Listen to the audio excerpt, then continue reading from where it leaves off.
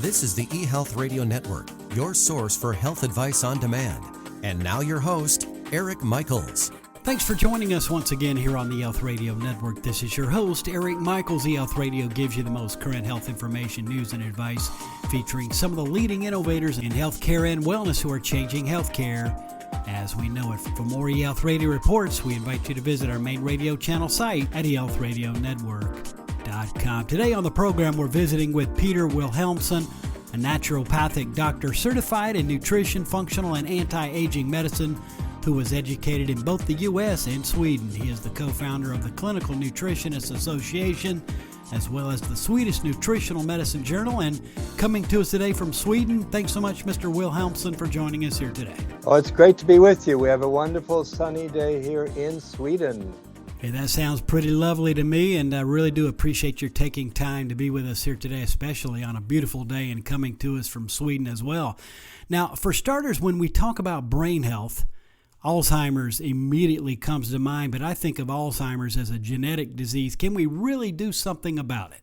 Yes, definitely. There's only about 1 to 2% of the Alzheimer's cases that has a very, very strong genetic component where there's mutations, and that's mainly the ones who start getting symptoms and digress quickly in their 30s, 40s, or 50s.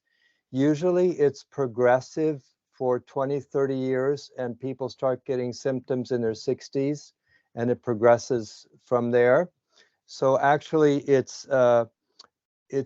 there are genetic variations, which we call SNPs, or we can call them dirty genes, but they can be washed or they can be affected by lifestyle, nutrition, and other things. So there's been studies proving that you can actually stop and reverse the slow progression of Alzheimer's. It's harder when it's the quick mutation, but that's only 1 to 2%. Yeah, another question for you. Why are there not any real effective treatments that can cure or greatly improve Alzheimer's? Well, they've been pursuing, in terms of pharmaceutical research, the last 30 to 40 years. They saw that there's a buildup in the majority of the Alzheimer's patients of these toxins called tau tangles and amyloid plaques. So there's buildup of plaques. So they've been pursuing drug routes to try to eliminate the plaques, and they've actually applied for between 260 and 300 drug trials, but actually there's only been a couple of the pharmaceuticals that have been approved, and mainly they've slowed a little bit the progression, or they've slowed some symptoms, but actually they've been targeted for the sort of the end products, not the causes of Alzheimer's. There's many causes, and each person has often a combination of 10 or 15, 20 out of 50 causes. So this is the side effect, or the effect of a progression of toxins and degradation of brain tissue and nerve supply and blood supply. So they've been basically trying to find drugs to treat the effects instead of addressing the causes, and it hasn't been very successful. That's why I work with functional medicine, integrated medicine, because we really address these core groups of causes. And when you work away at improving and taking away, improving brain tissue and brain function and addressing the causes, you get much, much better results than just trying to clean out the effects of the problem. Well, that certainly makes a lot of sense, and really do appreciate the feedback. That is most helpful. Now, can we really improve dementia with just diet and exercise? I know several people who ate well and exercised, but still ended up with dementia.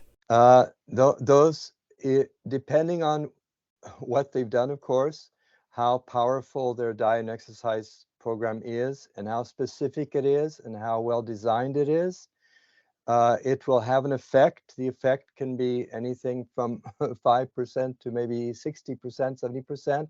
But there's a lot of other things like toxins, like the buildup of these plaque can come from infections. It can come from toxins. It can come from injury, from concussions. And so using diet and supplements is very powerful. I have 2 chapters that is associated with that, or in my book, Save Your Brain Now. I address that, and I have a lot of different kinds of diets, mainly the MIND diet, which is a specific type of a Mediterranean diet, and then the keto diet, but you have to have a lot of plant substances. But basically, when you get the dementia, you're in insulin resistance state, so you're not converting sugar to energy very well. So you're not getting enough energy, blood supply, nutrients to the brain. So supplying a diet that doesn't uh, cause damage to your brain and actually gives you nutrients and that helps stimulate the growth of new connections and nerve cells is very important, and also an anti-inflammatory diet, because dementia is often associated with a type of a low-grade inflammation. It's like a low-grade, your brain is on fire and it's degrading, and so you need to stop the inflammation. So things like fish oils and other things in your diet. There's certain superfoods or certain important foods, but your overall diet, you need to get out the ultra processed foods, the junk foods, and you need to optimize with a lot of great plant foods and berries, and then really good fats, because your brain is 60% fat. So you can't be giving your brain junk fats, which are especially heated up vegetable oils. Really do appreciate all the information shared so far. So helpful and so much needed as well. Today we're speaking with Dr. Peter Wilhelmsson, a naturopathic doctor certified in nutrition, functional, and anti-aging medicine, who is educated in both the U.S. and Sweden. He is the co-founder of the Clinical Nutritionist Association, as well as the Swedish Nutritional Medicine Journal, here on eHealth Radio's Brain Health and Health News channels, a part of the eHealth Radio Network. Now, another question for you here. What is the connection between diabetes and brain health? And what about the connection between stress and brain health?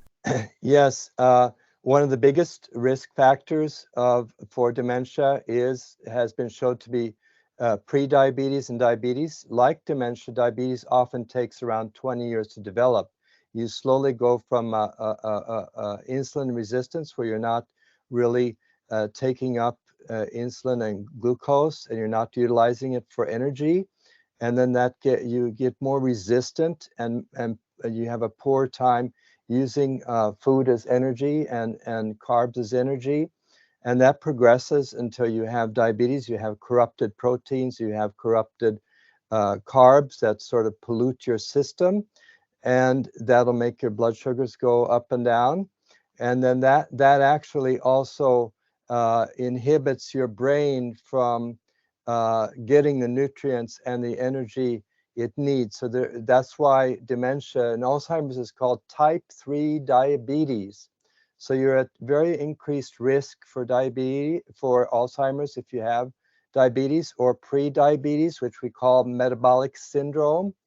And you can often, of course, address diabetes in 80 to 90% of the time if you catch it early and you use aggressive lifestyle, diet, exercise programs to stabilize your blood sugar. So whether, in terms of diabetes, you want to stabilize your blood sugar. In terms of dementia and Alzheimer's risk, you also want to have a very stable blood sugar. Now it's very easy to assess that and take your own tests and so forth. And then that's a key factor, is having this stable blood sugar, so you have a stable flow of nutrients and a good utilization of nutrients in your brain. Then stress, of course, is associated because of the vagus nerve. It's a regulatory huge nervous system that affects your metabolism and affects your breathing and affects your heart rate, affects many things. And that also is a major connection between your gut and your brain. So your microbiome, or your brain, is affecting your gut is affecting your brain. Your gut is talking 90% of the time to the brain, and the brain is talking 10% to the gut. So, and when you sleep, you have really good sleep, you're basically, the brain is detoxing. So you're getting rid of built up plaque and built up toxins in the brain with a good night's sleep. And when you're stressing, you're adding more of these toxins for your brain. So you want to have a good stress reduction and happy and joyful lifestyle, and you want to get really good sleep. It certainly is proven that sleep can better our health, and you're supporting that thought and what we've heard by mentioning that yourself. So thanks for that. What are the best superfoods to help brain function? Well, we have a lot of them. So the main thing is you get the basic healthy plant-based diet in there, where you have a lot of diversity. You're eating a lot of different things. The healthy populations that don't have much problems with Alzheimer's and brain health, they eat between 35 and 45 different things every day, a big variety. And in the West, we often only eat maybe 10 or 15 things, and we eat maybe the same breakfast, the same lunch, and we don't get enough variety.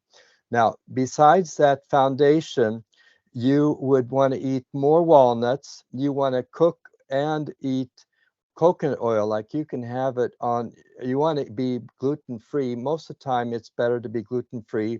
You want to eat the super oils, and that's from sardines, the omega-3s from sardines and anchovies, because they have less chemicals, less pollutants in them than the bigger fish. The bigger fish accumulate more toxins.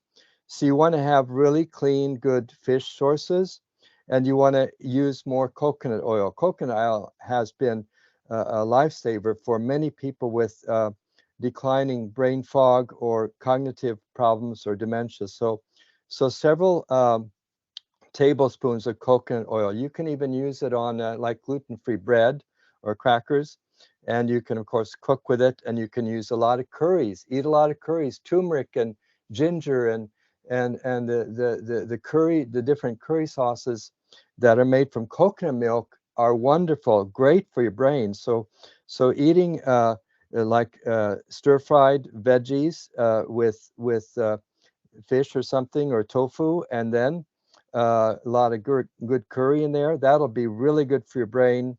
So and avocado has great oils for your brain. So good fats that you find in sardines, coconut oil, avocado, I would emphasize those. And then a lot of berries, a lot of different, like bilberries and blueberries and strawberries have been proven in studies to increase brain health and decrease dementia. But of course, they can't be sprayed. They have to be very clean, organic strawberries. Well, we certainly do appreciate your spending a moment with us here today. A lot of great information, a lot of food for thought, and no pun intended. If listeners wanted to get more information on you and your practice and per the conversation today, where can they find further details online? Yes, my book is on Amazon, Save Your Brain Now, and I have a website, saveyourbrainnow.com, and there are integrative practitioners who are very well trained in this, and you can find them on ifm.org. Those are functional medicine practitioners, or Dr. Bredesen, who wrote the book, The End of Alzheimer's. He trains a lot of physicians and practitioners, and he has his website, drbredesen.com, because I'm in Sweden, so many of you cannot access me.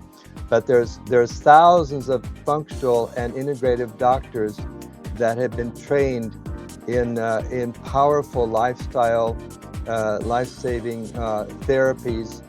Sometimes you need to use some drugs, but 95% of the time you can have powerful effects with the lifestyle therapies and specific supplements. Thank you very much.